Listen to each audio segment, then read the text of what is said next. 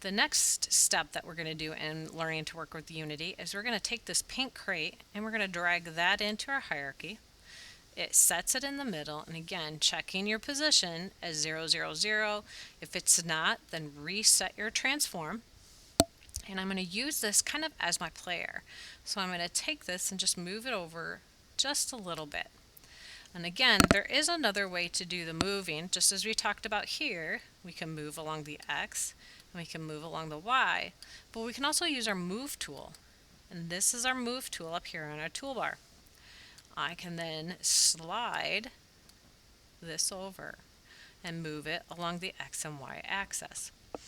Sometimes you'll be working and you want to zoom in and zoom out. And to zoom in and zoom out is to use the wheel.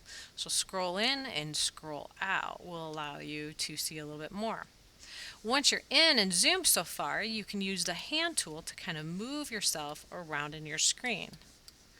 And it gives you the idea of how you can look at all sorts of different things.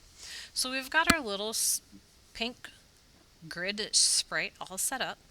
We need to give it something to actually sit on then, as if it's going to slide across the ground.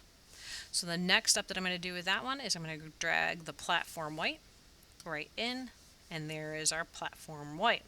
And again, it's not as big as what we would possibly want it to be. So I've already showed you how to scale using the X and the rect tool. I'm going to show you how to use the scale tool, which is this one right here. I can scale on the Y, and I can scale on the X, or I can scale proportionately. In this case, I am just going to make this thin, and I'm going to scale just on the Y. And then I'm going to grab my move tool, and I'm going to move it down so that it is underneath my little pink box.